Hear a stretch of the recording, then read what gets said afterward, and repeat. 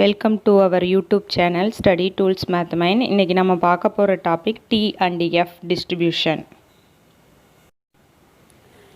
D test introduction. Z equal to, அதாவது normal test பண்ணுறோம். Z equal to X bar minus mu divided by sigma divided by square root of N, or Z equal to X minus NP divided by square root of NPQ. Normal test use பண்ணுறோம்.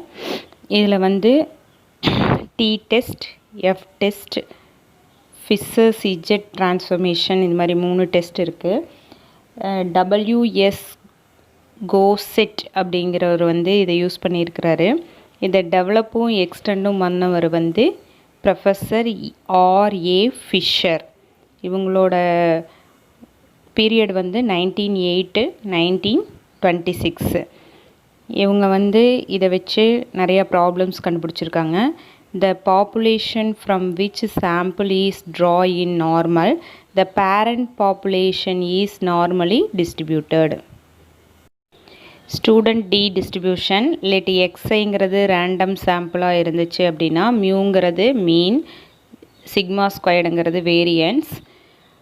ஸ்டாட்டிஸ்டிக்ஸில் T equal to x bar minus mu divided by s divided by square root of n. x bar ஓட value 1 by n summation I equal to 1 to n xi. Sample mean s squared equal to 1 divided by n minus 1 summation I equal to 1 to n xi minus x bar the whole squared. இது population variance வந்து sigma squared தான் எடுத்துக்கிறோம். Student t distribution v equal to n minus 1. dfங்கிறது நம்ம போன வீடியோலேயே பார்த்துருக்குறோம். degree of freedom n-1 degree of freedom அப்படின்னு சொல்லியிருக்காங்க. ஸ்டூடெண்ட் டி டிஸ்ட்ரிபியூஷனில் F of T equal to 1 divided by square root of V, B of 1/2 V by 2 into 1 divided by 1 plus T squared by V the whole power V plus 1 by 2. இந்த டீங்கிறது வந்து minus infinity to plus infinity வரைக்கும் இருக்குங்கிறாங்க. இது வந்து student டீயோடது. இதில் v equal to 1 apply பண்ணி அதனோட ரிசல்ட் கண்டுபிடிச்சிருப்பாங்க. 1/π 1 divided by 1 plus T squared. இதெல்லாம் கொஞ்சம் 1 மார்க்கில் கேட்பாங்க, பார்த்துக்கோங்க. Next derivation of student T distribution. இப்போ டி ஸ்கொயர்டு எடுக்கிறோம். T squared equal to N into X bar minus mu the whole square divided by S squared.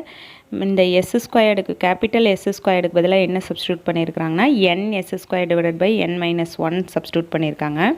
இந்த N minus 1 அந்த side கொண்டுட்டு போய் t squared by N minus 1 equal to இந்த value அப்படியே தான் வருது.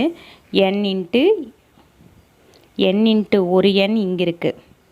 Okay, n into x minus mu the whole squared கீழே இருக்கிற சிக்மா ஸ்கொயர்டால் மல்டிப்ளை பண்ணி டிவைட் பண்ணியிருப்பாங்க.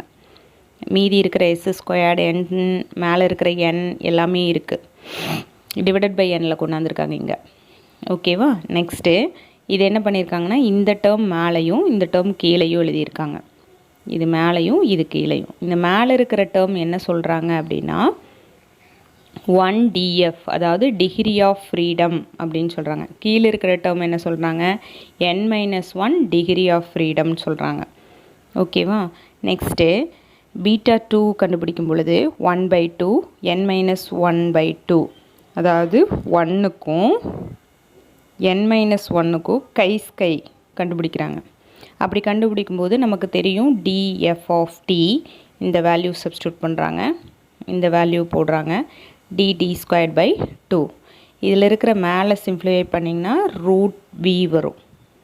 கீழே இருக்கிற டேர்ம் அப்படியே தான் இருக்குது. இதை வந்து டிஃப்ரென்ஷியேட் பண்ணால் t வருது. ஓகேவா? இது வந்து என்ன சொல்கிறாங்க, n-1 df degree of freedom அப்படின்னு சொல்கிறாங்க. நெக்ஸ்ட்டு ஃபிஷர்ஸ் டி டெஃபினிஷன் சொல்கிறாங்க. நம்ம இதை வந்து என்னென்னு சொல்லணும், ஸ்கைன்னு சொல்லணும். ஸ்கையோட nth டிகிரி ஆஃப் ஃப்ரீடம் அதை வந்து கால்குலேட் பண்ணும்போது சை எடுக்கிறாங்க.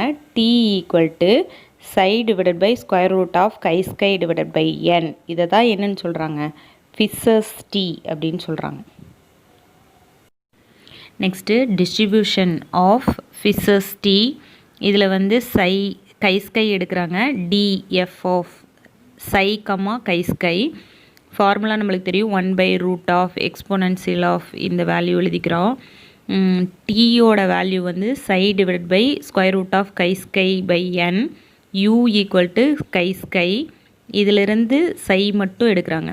psi ஈக்குவல் டு t √, இதுக்கு u சப்ஸ்டியூட் பண்ணலாமா, u by n. chi sky equal to u. ஜக்கோபியனில் போடுறாங்க. ஜக்கோபியன் டிரான்ஸ்ஃபர்மேஷனில் போடும்போது டோ psi comma chi sky divided by டோ t கமா u. அது வந்து டிட்டர்மினண்ட்டில் எழுதும்போது √, u by n 0, t by 2 √, un by 1 வருது. Equal to √. இது வந்து டிட்டர்மினண்ட் எடுத்தோம் அப்படின்னா இதனோட வேல்யூ மட்டும்தான் வரும், இதனோட வேல்யூ 0 வரும். அதனால் √, u by n மட்டும் வருது. நெக்ஸ்ட்டு ஜாயிண்ட் டிஸ்ட்ரிபியூஷன் கண்டுபிடிக்கிறோம். g of t, u நம்மளுக்கு ஃபார்முலாவில் முன்னாடி போட்டிருக்கோம் இல்லையா, இந்த வேல்யூலாம் கான்ஸ்டன்ட்டு. இ பவரை மட்டும் ஜாயின் பண்ணி எழுதியிருக்காங்க. இ பவரை மட்டும் ஜாயின் பண்ணி எழுதும் பொழுது e power minus u by 2 1 plus t squared by n into u power n by 2 minus 1 by 2 du வருது. அதாவது சைக்கு பதிலாக chi skyக்கு பதிலாக u போட்டிருக்காங்க. ஓகேவா. நெக்ஸ்ட் என்ன பண்ணியிருக்காங்க அப்படின்னா இதுலேயே இன்டெக்ரல் பண்ணுறாங்க. யூவை பொறுத்து இன்டெக்ரல் பண்ணுறாங்க. அதனோட வேல்யூ எப்படி வருது அப்படின்னா இது மாதிரி வருது. இன்டெக்ரல் பண்ணிங்கன்னா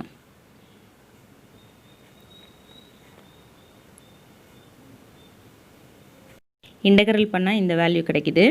நெக்ஸ்ட்டு இது சிம்பிளிஃபை பண்ணால் நம்மளுக்கு என்ன வேல்யூ கிடைக்குது, 1 divided by √(√n) b of 1/2, n by 2 1 plus t squared by n the whole power n plus 1 divided by 2.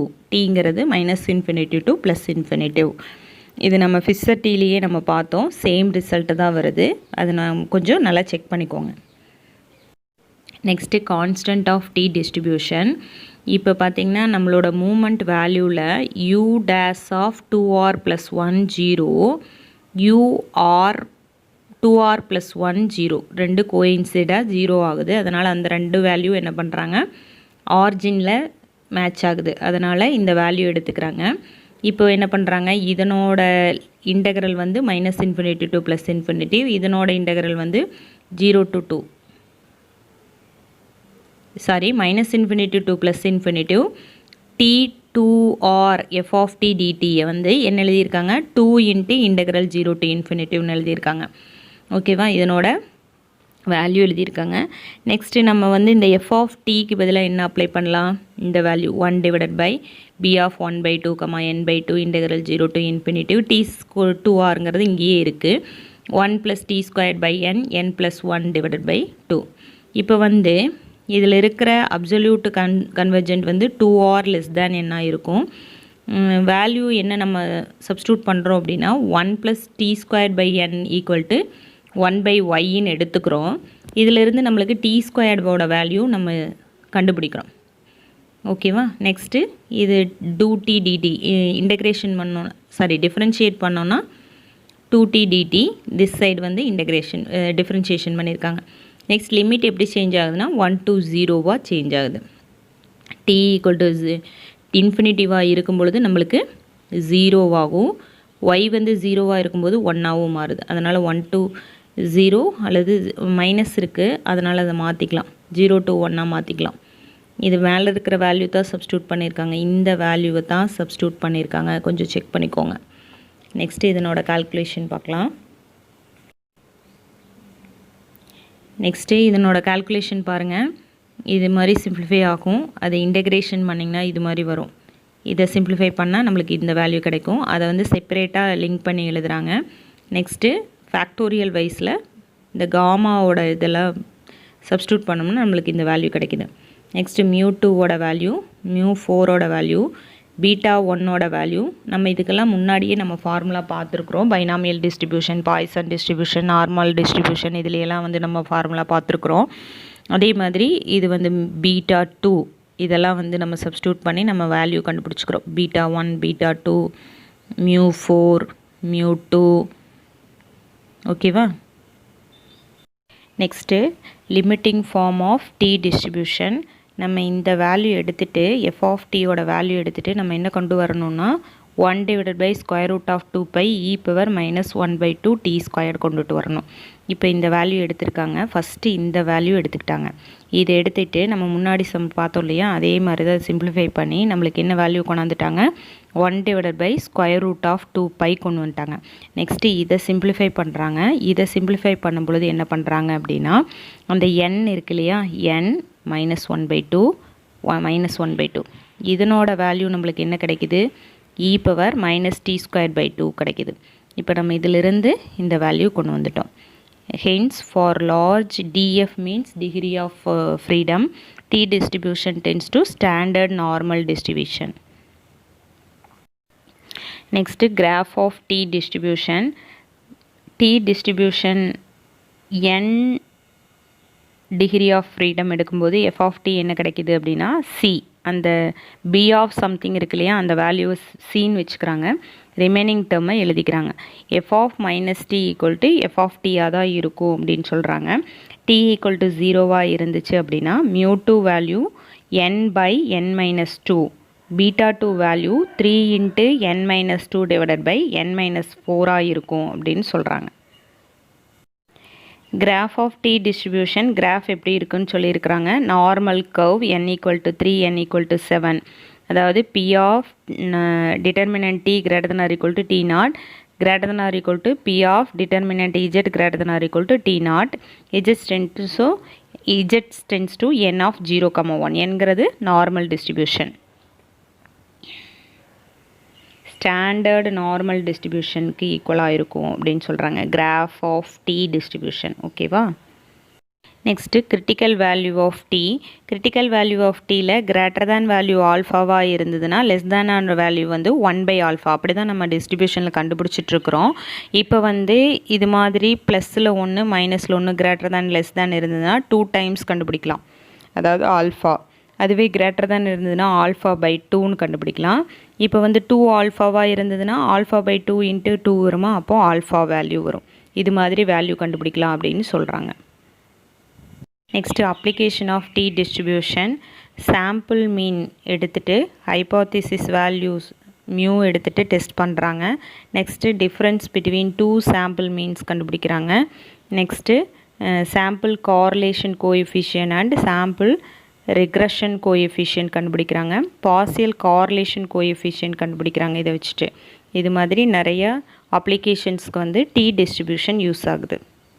Applications of T டிஸ்ட்ரிபியூஷனில் ஃபஸ்ட்டு சிங்கிள் மீன் எப்படி கண்டுபிடிக்கிறாங்க அப்படின்னா டி வேல்யூ எடுத்துக்கிறாங்க X bar minus mu not divided by S divided by square root of என்.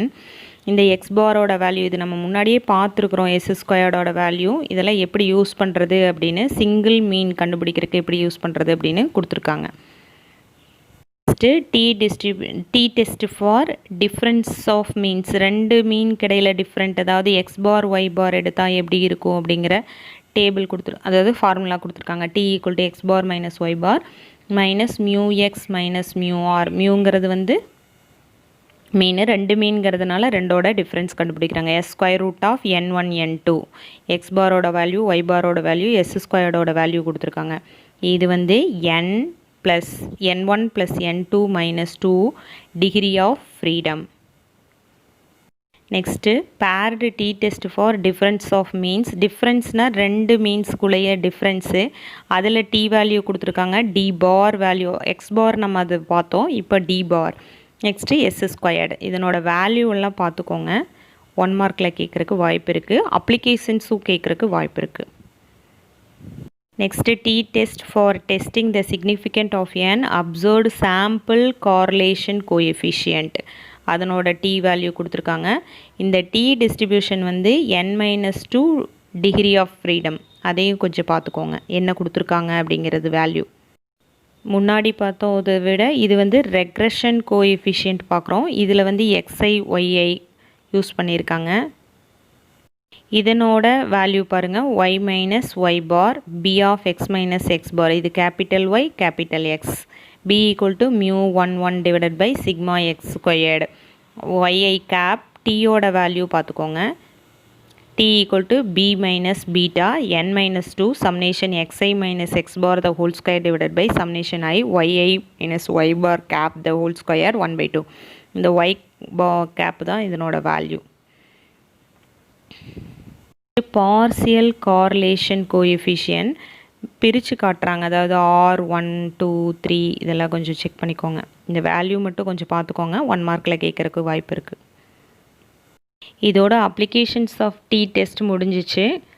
இது வந்து 6 topic இருக்குது applications of D டெஸ்ட்னு கேட்டாங்கன்னா இதனோட 6 பாயிண்ட்டும் அதனோட டி வேல்யூ எழுதணும். Next topic F distribution. எக்ஸ்ஒய்ங்கிற 2 இண்டிபெண்ட் ஸ்கை எடுத்துக்கிறோம். V1 V2ங்கிறது டிகிரி ஆஃப் ஃப்ரீடம் எடுத்துட்டோம் அப்படின்னா எஃப் ஸ்டாட்டிஸ்டிக்ஸ் எப்படி இருக்கும் அப்படின்னா capital x divided by V1 divided by y divided by V2. ஓகேவா, இதில் எஃப் ஆஃப் எஃப் கொடுத்துருக்காங்க, அதனோட வேல்யூ பார்த்துக்கோங்க. இதெல்லாம் வந்து result V1 by V2 the whole power V1 by 2. B of V1 அங்கே 1 by 2 நம்ம போட்டோம் முன்னாடி T டிஸ்ட்ரிபியூஷனில். இதில் V1 by V2 V2 by V2 போட்டிருக்காங்க, அதை கொஞ்சம் நல்லா பார்த்துக்கோங்க. F of V1 by 2 minus 1 1 plus V1 by V2 F V1 plus V2 by 2. Fங்கிறது அதில் வந்து நம்ம T போட்டோம், டி டிஸ்ட்ரிபியூஷனுங்கிறதுனால எஃப் ஆஃப் டி போட்டோம். இவங்க எஃப் டிஸ்ட்ரிபியூஷன் எஃப் மென்ஷன் பண்ணியிருக்காங்க. Next derivation of F distribution. F of x comma y போட்டிருக்காங்க. F of x comma ஒய்க்கு வந்து எக்ஸுக்கு தனியாகவும் ஒய்க்கு தனியாகவும் எழுதியிருக்காங்க. நெக்ஸ்ட்டு கம்பைன் பண்ணி எக்ஸ் ஒய்க்கு எழுதியிருக்காங்க. நெக்ஸ்ட்டு எஃப்ங்கிறது எஃப் டிஸ்ட்ரிபியூஷனோட வேல்யூ கண்டுபிடிக்கிறாங்க. ஜெக்கோபியனில் கண்டுபிடிச்சாங்க அப்படின்னா V1u டிவைடட் பை V2 கிடைக்குது. இது எல்லாமே எஃப் டிஸ்ட்ரிபியூஷன் வேல்யூவில் எழுதியிருப்பாங்க. அதை சிம்பிளிஃபை பண்ணாங்கன்னா நம்ம கிடைக்கக்கூடிய வேல்யூ இதுவாக வரும். கிடைச்ச வேல்யூவை இன்டெகிரேட் பண்ணுறாங்க யூவால் 0 to இன்ஃபினிட்டிவ். அதாவது எம்எக்ஸ் ஆஃப் டி கண்டுபிடிப்போம் இல்லையா, அது மாதிரி தான் G1 ஆஃப் எஃப். இங்கே நோட்டிஃபிகேஷன் தான் மாற்றி போட்டிருக்கிறாங்களா வளைஞ்சு, மற்றபடி வந்து எம்எக்ஸ் ஆஃப் டி கண்டுபிடிக்கிற மாதிரி தான் இன்டெக்ரல் கண்டுபிடிக்கிறாங்க. அதனோட வேல்யூ இது. இதை சிம்பிளிஃபை பண்ணால் நம்மளுக்கு இந்த வேல்யூ இது ஈஸியாக தான் இருக்கும், போட்டு பாருங்கள். Next constants of F distribution mu r dash கண்டுபிடிக்கிறாங்க. இது வந்து எஃப்ங்கிறது வந்து நம்மளுக்கு எஃப் டிஸ்ட்ரிபியூஷனோட வேல்யூ. இப்போ வந்து எஃபோட வேல்யூ என்னென்னு நம்ம முன்னாடியே பார்த்துட்டோம், அதை இங்கே சப்ஸ்டியூட் பண்ணியிருப்பாங்க. இப்போ V1 by V2 எஃப்க்கு பதிலாக ஒய்யும் டிஎஃப் கண்டுபிடிக்கிறாங்க. இதில் இருந்து V2 by V1 dy அதை சப்ஸ்டியூட் பண்ணாங்கன்னா இந்த வேல்யூ கிடைக்கும். அதை சிம்பிளிஃபை பண்ணுறாங்க, இன்டெக்ரலுக்குள்ள வேல்யூ கிடைக்கிது. பி ஆஃப்னு எழுதலாம். B of R plus V1 by 2 comma V2 by 2 minus ஆர்னு எழுதலாம். ப்ளஸில் ஒரு டேர்ம் மைனஸில் ஒரு டேர்ம் வருது. Next mode of points of inflection of F distribution. இதில் பார்த்திங்கன்னா லாக் எஃப் ஆஃப் எஃப் எடுக்கிறோம், இ பவர் கேன்சல் ஆயிரும். நெக்ஸ்ட்டு டோ பை டோ எஃப் எடுக்கிறோம், அதுக்கு இந்த ரிசல்ட் வருது. எஃப் டேஸ் ஆஃப் எஃப் டோ பை டோ எஃப் வந்து F dash of F equal to 0. அதனால் இந்த வேல்யூ ஈக்குவல் டு 0 அப்ளை பண்ணுறாங்க. அப்போ நம்மளுக்கு என்ன வேல்யூ கிடைக்குதுன்னா V2 into V1 minus 2 divide by V1 into V2 plus 2 வருது. இதுதான் மோடுன்னு சொல்கிறாங்க. இந்த வேல்யூ தான் நம்மளுக்கு மோடுன்னு சொல்கிறாங்க. Next applications of F distribution. T test பார்த்தோம் இல்லையா, அது மாதிரி தான் எஃப் இருக்குது. இதில் இருக்கிற எஃப் வேல்யூ எஸ் வேல்யூ இது மட்டும் நம்ம அங்கே டீன்னு எடுத்தோம். டி டிஸ்ட்ரிபியூஷனுங்கிறதுனால டி ஈக்குவல் டு வேல்யூ எடுத்தாங்க. இங்கே எஃப் டிஸ்ட்ரிபியூஷனுங்கிறதுனால எஃப்ங்கிற வேல்யூ எடுக்கிறாங்க. எஃபோட வேல்யூ வந்து S size X square divided by S Y squared. இப்போ இந்த எஸ் எக்ஸ் ஸ்கொயர்டோட வேல்யூ எஸ் ஒய் ஸ்கொயர்டோட வேல்யூவும் கொடுத்துருக்காங்க. இது டிவைடட் பை இது வரும், இந்த வேல்யூ மேலே வரும், இந்த வேல்யூ கீழே வரும். இதில் வந்து 2 பாப்புலேஷன் வேரியன்ஸ் கண்டுபிடிக்கிறாங்க. இது வந்து applications of F distribution.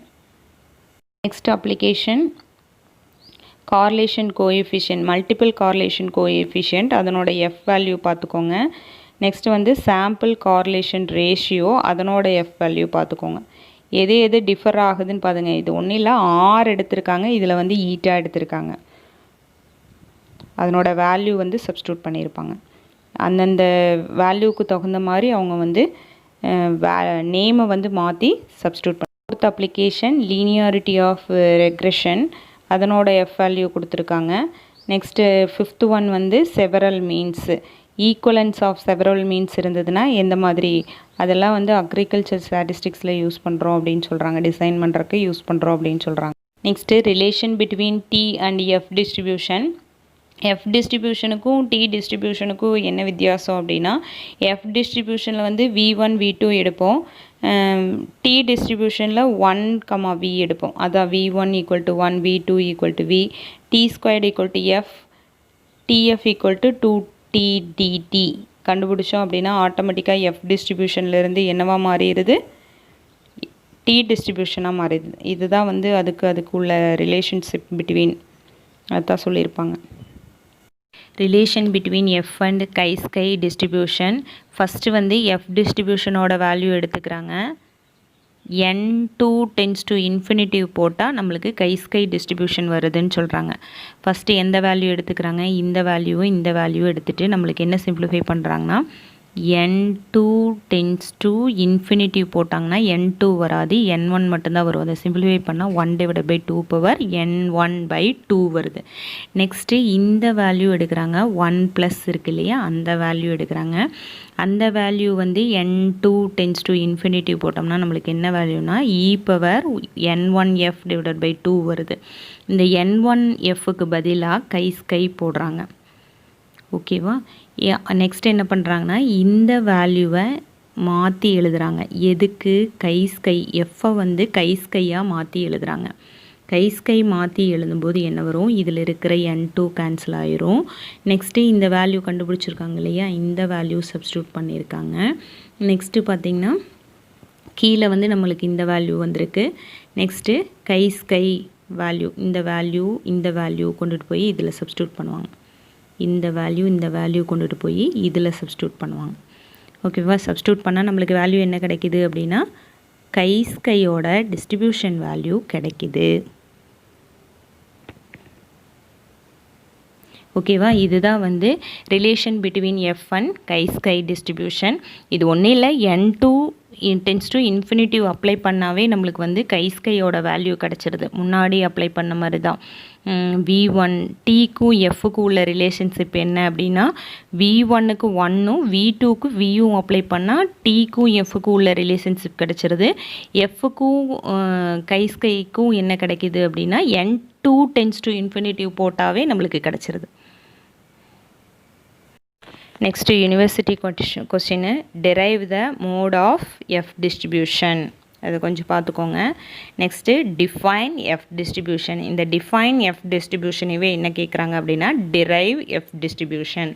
F டிஸ்ட்ரிபியூஷனோட ஃபார்முலா டிரைவ் பண்ணுறோம் இல்லையா, அதை கொஞ்சம் நல்லா தெளிவாக பார்த்துக்கோங்க. இந்த டி டிஸ்ட்ரிபியூஷனும் எஃப் டிஸ்ட்ரிபியூஷனும் முடிஞ்சிச்சு. இந்த வீடியோவை நல்லா பார்த்துக்கோங்க. இதில் இம்பார்ட்டன்ஸ் மட்டும்தான் நான் நடத்தியிருக்கிறேன், மற்றதெல்லாம் மறுபடியும் வேறு வீடியோவில் பார்த்துக்கலாம். தேங்க்யூ ஃபார் வாட்சிங்.